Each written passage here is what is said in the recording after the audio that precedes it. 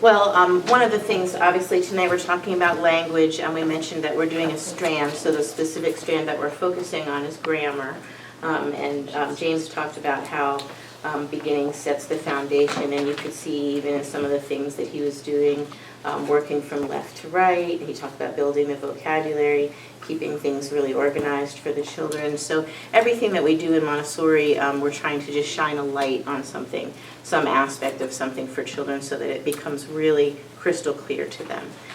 He mentioned vocabulary building and conversations and all of the different ways that the children are learning how to communicate. In the language curriculum in Montessori encompasses listening, speaking, writing, and reading.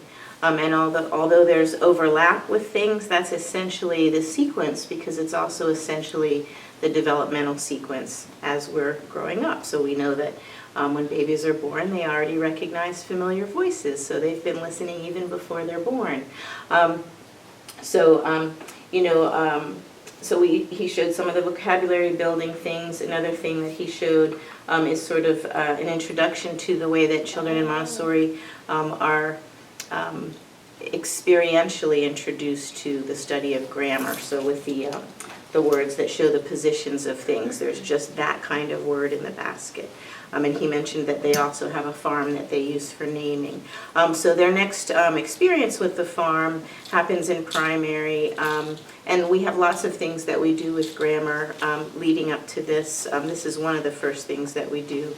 But one of the first distinctions that we want to give to the primary kids is, first of all, that there are different kinds of words, and that they do different things. Different kinds of words have different jobs to do. So one activity that we have in our class that you may have heard about is Inaction Circles. And it has a little red box that has little red cards inside of it. And lower L will tell you why it's red.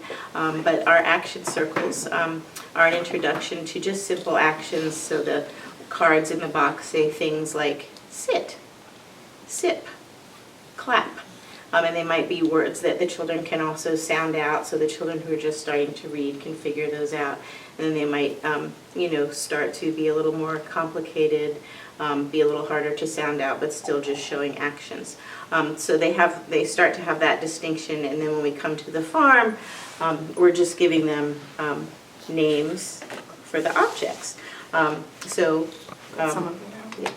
And this is just what the children will want to do with the farm. So they love it. It's a point of interest to them that they want to take out the little objects and arrange them. And we do talk to the children and let them know that even though this looks like a toy, it's really not a toy. That it's a very special tool that we have in our class. And it's for children who want to learn how to read. And it has labels that go with the objects. So the children, even in beginning, start to have some experience with labeling or putting a label with an object. So over here, the label is a picture, and in primary, more frequently, the labels will be words. And so some of the words might be kind of easy ones for them to sound out. So like if I'm looking at this and I'm trying to figure out how to work with my student depending on who the student is, there are a couple words here that are phonetic, like dog and piglet, but some aren't, like geese. Goat has a phonogram in it. So those might be things that we look at as we're doing the work, depending on what other lessons the child may have had. But mostly what they're doing with this is just simply looking around and seeing if they can find what label goes with which object.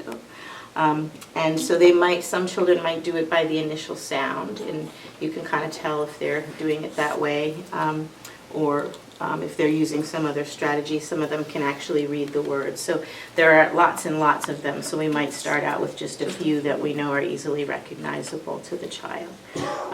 And then then we might do more activities with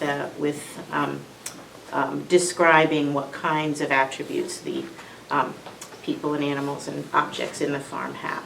So then they have the distinction of action words and naming words. So that's the farm. Yes. I think you summed up pretty nicely. I don't have to talk much.